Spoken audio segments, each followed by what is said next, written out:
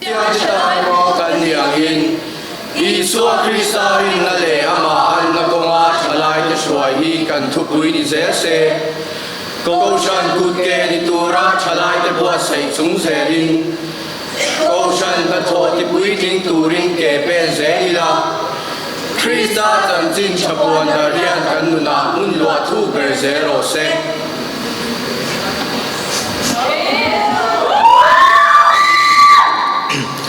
Dang phật ngạc man lo khopa mà nín phật chính mi sula cái này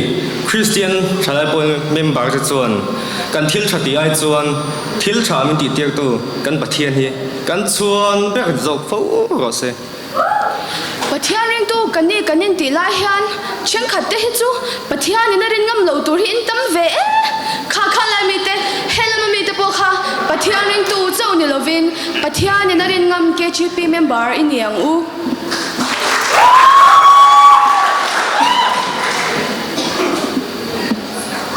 có chalai pui de le chalai si diar ve de to te khove lama kain update chakang bok hian pathian thul ma hian in update chin veng wo mani ngai dan champion pui tum lo la midang te po in ngai dan nan nei ve ti shala ngai thatua chang ve chinang se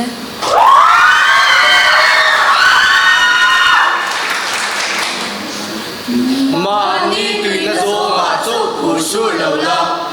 mi dang te tui na bo pu ta kin se ve chi nam che ente Facebook WhatsApp Snapchat le Instagram vela i active tluk zat hian KGP a hen active la like hi lo nem dei zo ko mo ka like cha kriau che ni workout tur chuan man futsal khel do na man thereng ma se in khom na zir le na tlan chu man lo chia zelang chi kha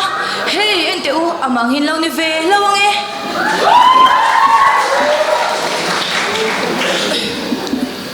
chalai harvan mel tak pumroin po choi tui mel em ma se biakina chulu rola eu tu kanga eu hmal or lo ni vem thu kon tal he chu ngai thang man ve chin tur o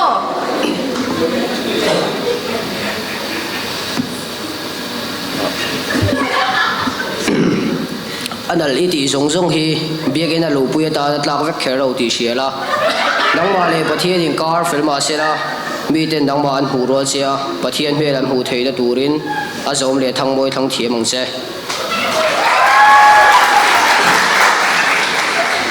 in khom laya tlar hnung lama mobile games lo khela rank lo up te hi sangkang ta reu wei ngai ni chuan sangkan dan a sangkang lo reu pathian ni rank down mine sim max ro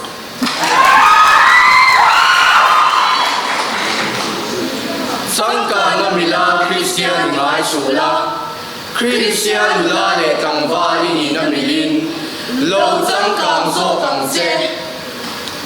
Song chai hi pathian le mishing te in bia po na boi mo tak ania chu wang in song chai la ya po no bi thatte sung tu ra chwa nu te shikhar bom ruk te nam khir khel te hi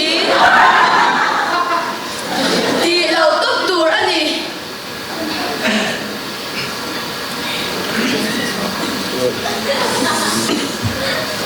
in chen vek to lo thâu về chi lo a khu uzara bom to di khu mut na chang shelo tho na chang shelo ini chuan dam chunga tiang ta te ti nang le te ti puya ta ti ai rom mom reo kan chung rian mun le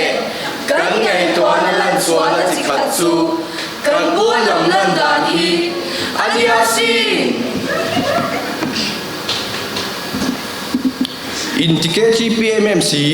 in na batang gai na nei mi alo KGP nu la fel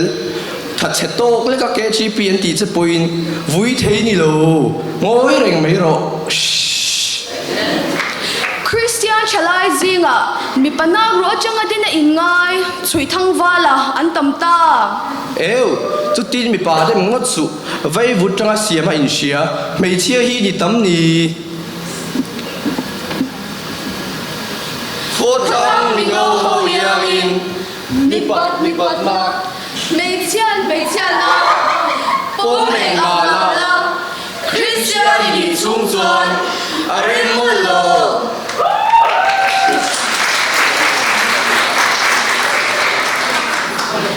ni na kan ni na di tap mang e hian mi sing ni amu en dizai ziang e ni in ba sam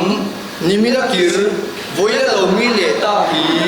nak tu ka em din ta ron chi chuan leng cheu mo chip chuan tu e chip chuan barbor in bang bi lo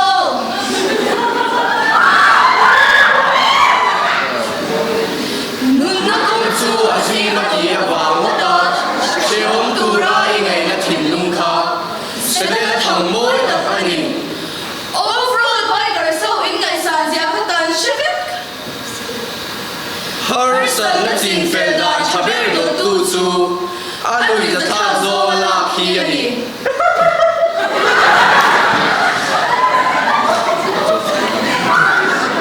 zo fa ta mo ni al pan mi te in ting e ni ele ke chi pi le wai me te hi heng bol pani te hi wa yo tu ta ni ngot ti lo ngai no wai thil cha ti dan chan pui ngai te chan pui tu atan missionary kal tama pathian in pe ngat ani hi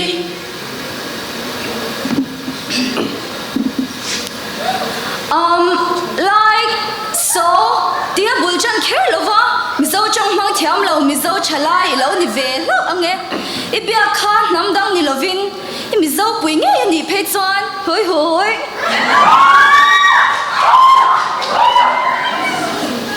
chalai o Christian chalai inam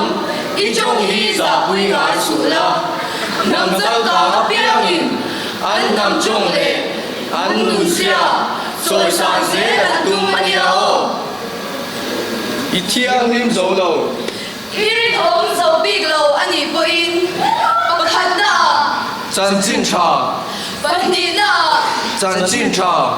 pathum na ero chuan chan chin cha tho Krista chan chin cha hi I thiang lim na iri lom na tan lo ma chuan no an che shil bok ro kan lo me